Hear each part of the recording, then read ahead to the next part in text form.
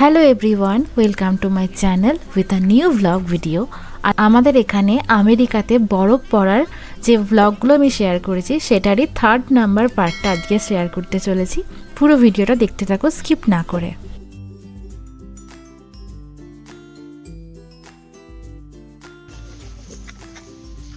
এই যে দেখো, আমরা এখন সবাই মিলে বেরিয়ে পড়েছি। আমাদের গাল এখন ঠান্ডায় লাল হয়ে গেছে, সবাই এখন বরফে জমে যাচ্ছি। এই সব দাদা দিদিরা মিলে এখন রাস্তায় দাঁড়িয়ে চকলেট খাচ্ছি, সাথে একটু গরম গরম কফি ফেলে ভালো হতো। হট চকলেট হলে আর আমার ফোনটা ঘুরে যাচ্ছে কেন, কথা বলতে বলতে ঘুরে যাচ্ছে। তো যাই হোক, আমরা এখন মজা করতে থাকি। আমার ফোন ঘুরে যাচ্ছে কেন আমি জানি না। আমরা এখন মজা করতে থাকি আর তোমরা ভিডিওটা দেখতে থাকো, আর পুরোটা দেখতে থাকো স্কিপ না করে, আর অবশ্যই সাবস্ক্রাইব করে পাশে থেকো। বাড়ি গেছিলাম টিফিন করতে, তারপরে আবার বেরিয়ে পড়েছি কারণ আগের ড্রেসগুলো ভিজে গেছিলো। তারপরে আবার বেরিয়ে পড়েছি এই আইসে একটু ঘোরাঘুরি করতে। এখন দাদাদেরকেও ফোন করলাম, ওরাও আসছে বললো। তো আমি এখন 2-3টে সোয়েটার জ্যাকেট যা ছিল সব পরে বেরিয়ে পড়েছি। ওয়াও, কি সুন্দর লাগছে দেখো। লা লা লা লা লা লা লা লা লা।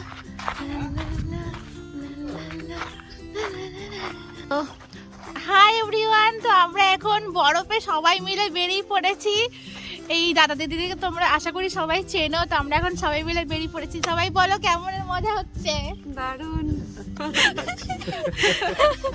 তো এই দাদা আর দিদিরা বলেছিল যে আগের বছর বরফ পড়েছিল, এই বছরে পড়বে কিনা খুবই ডাউট ছিল। তো লাকিলি পড়ে গেছে, আর এটা আমার ফার্স্ট টাইম স্নো দেখা। তো খুব ভালো লাগছে, তোমরাও এনজয় করতে থাকো আমাদের সাথে। কই দেখি, ওরে বাপরে,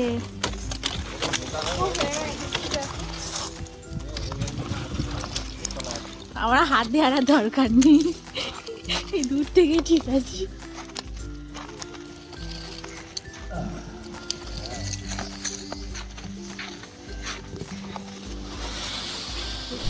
কি কেমন লাগছে আপনাদের অবশ্যই কিন্তু কমেন্ট করে জানাতে হবে। এই যে এটা আমি এখন আমার নাম লিখছিলাম, সুবর্ণা কোনার। এই ভিডিওটা আমাকে করে দিয়েছে দিদি। এখানে এত বরফ দেখে আমি সত্যি খুবই এক্সাইটেড হয়ে গেছিলাম। এটা ছিল আমার প্রথম বছরের স্নো দেখা, তাই একটু বেশি এক্সাইটেড হয়ে গেছিলাম। দেখুন চারিদিকটা পুরো সাদা চাদরে ঢেকে গেছে, মানে পুরো যেদিকেই দেখাচ্ছি সেদিকেই শুধু সাদা চাদরে ঢেকে গেছে বরফে। আর এখানে সবাই মিলে আমরা একটু ঘুরতে বেরিয়েছিলাম। সবার কাছ থেকে শুনে নিন কেমন লাগছে সবার। কেমন এনজয় করলে বলো? দারুণ।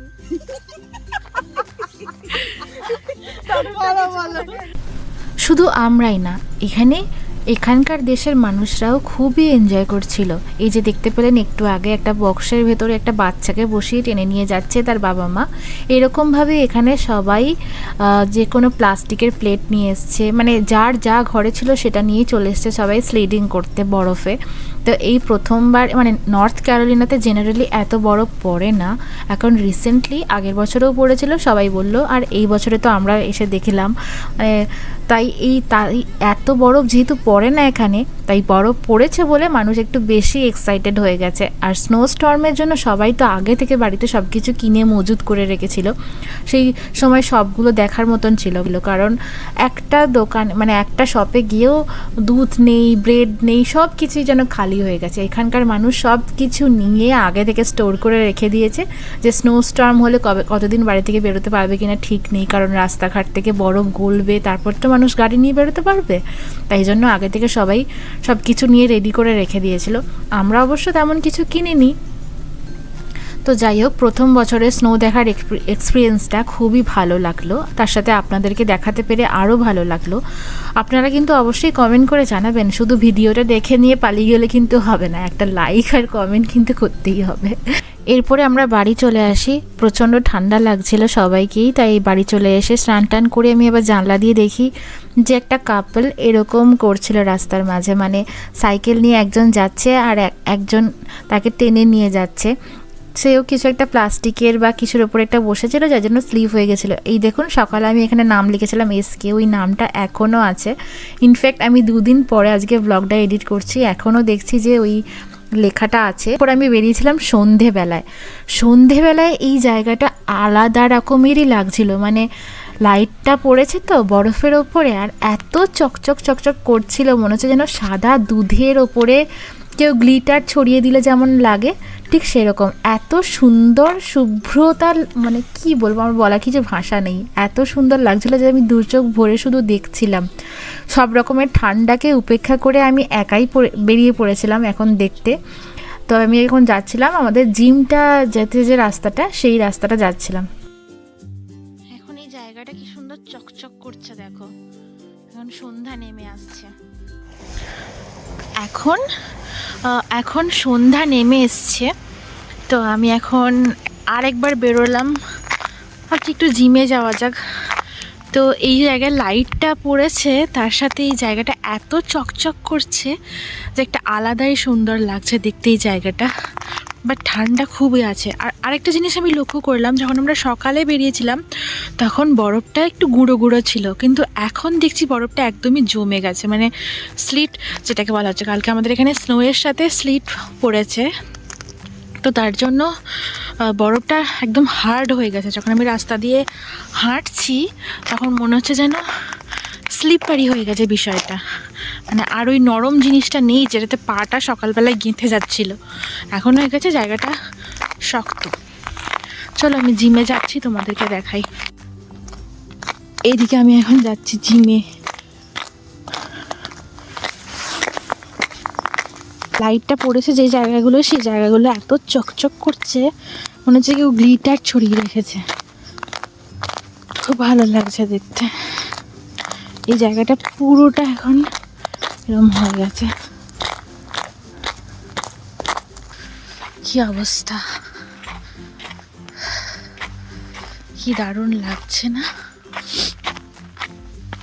এই জায়গাটা লাইট পড়েছে বলে জায়গাটা দারুণ লাগছে দেখতে, চকচক।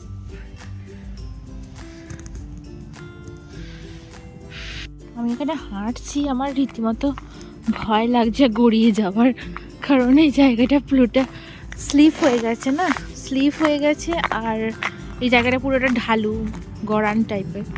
দেখো এখান থেকে জায়গাটা কীরকম লাগছে দেখতে, ওয়াও, জাস্ট দারুণ লাগছে দেখতে।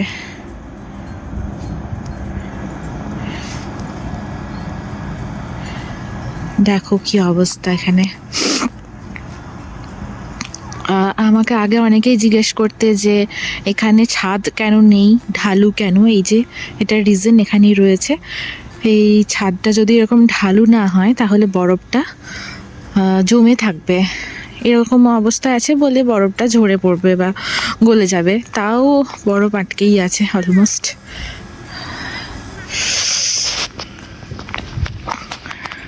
আমি এখন যাবো এখানে, ওই যে আমাদের জিম। আমি একবার দেখতে এসেছিলাম যে জিমে কেউ এসছে কিনা, এখন দেখছি জিমেতেও অনেকজন রয়েছে।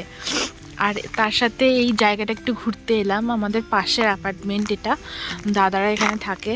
তো এখানে এসে দেখছি যে এই জায়গাটা খুবই স্লিপি, আর এটা যেহেতু পুরোটাই ঢাল নেমে যাচ্ছে নিচে, দেখতেই পাচ্ছেন, তো নিচে এখন যাওয়াটা মানে খুবই রিস্ক হয়ে যাবে, কারণ ঢালু আর এই জায়গাটা একদম শক্ত হয়ে গেছে, মানে গুড়ি গুড়ি বরফটা নেই, তাই জন্য বরফে পাটা পিছলে যাওয়ার চান্সেস আছে। আর নেমেই একদম ওখানে রয়েছে হাই রোড, তাই আমি আর রিস্ক নিচ্ছি না, এদিকে যাচ্ছি না, ব্যাক করছি। এই হচ্ছে আমাদের জিম,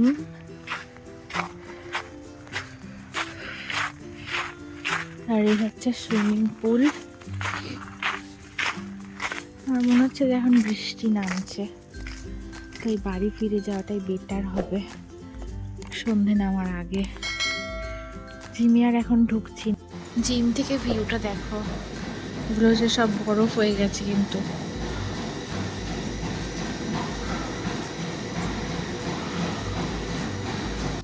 ভাবুন একবার, জিম করতে করতে যদি আপনি বাইরের দৃশ্যটা, মানে এক্সারসাইজ করতে করতে যদি আপনি বাইরের দৃশ্যটা এত সুন্দর একটা মনোরম দৃশ্য দেখতে পান, তাহলে আপনার জিম করার ইচ্ছাটা আরও দুগুণ বেড়ে যাবে, তাই না?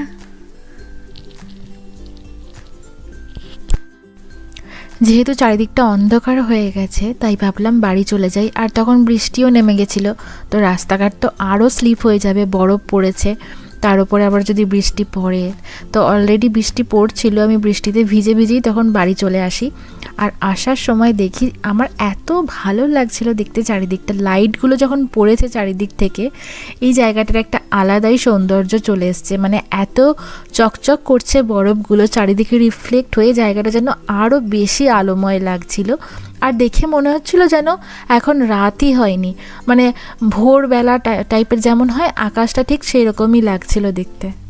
তখনও দেখছি রাস্তায় কত বাচ্চা খেলা করছিল, তাদের বাবা মায়েরা বেরিয়েছিল, কিন্তু বৃষ্টি পড়ছে দেখে সবাই তাড়াহুড়ো করে বাড়ি ফিরছিল যে যার মতন করে।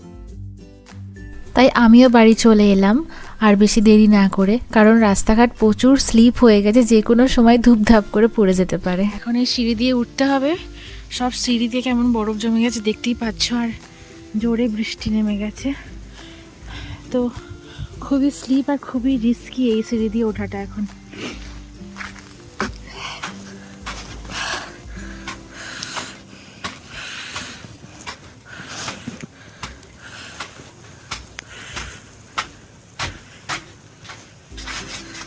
খুব স্লিপ হয়ে গেছে বারান্দাটা, বিশেষ করে বারান্দাটা খুব স্লিপ।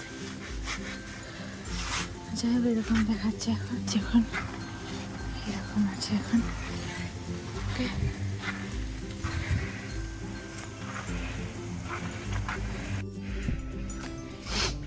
এখন বাড়ি চলে এসেছি। বাড়ি এসে হাত আমার রীতিমতো লাল আর জমে গেছে আর জ্বালা করছে।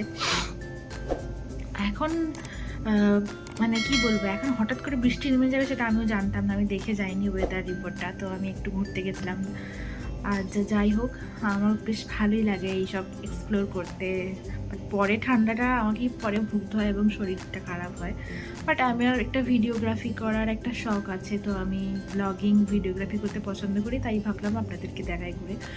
তো এত কষ্ট করে ভিডিওগুলো করলাম, আশা করি আপনারা সবাই দেখবেন ধৈর্য ধরে, এবং যদি ভালো লেগে থাকে তাহলে অবশ্যই সাবস্ক্রাইব করে পাশে থাকবেন, যাতে পরবর্তীকালে আমার ভিডিও আপনাদের সামনে আসে এবং আপনাদের সাথে আমার সম্পর্কটা থাকে। তো এখানেই শেষ করছি এই ভিডিওটা। সবাই ভালো থাকবেন, সুস্থ থাকবেন, আর যদি আপনার এই ভিডিওটা ভালো লেগে থাকে তাহলে শেয়ার করতেই পারেন, তাহলে তো খুব ভালোই হয়। আর এবং একটা লাইক এবং একটা কমেন্ট করে পাশে থাকবেন, যাতে আমি বুঝতে পারি যে আমার ভিডিওটা কে কে দেখছেন বা কীরকম লাগছে আপনাদের কাছে, আমি কেমনভাবে পৌঁছাচ্ছি, তাহলে আমি খুব খুশি হব আর কি। তো এখানেই শেষ করছি, টাটা, সবাই ভালো থাকবেন।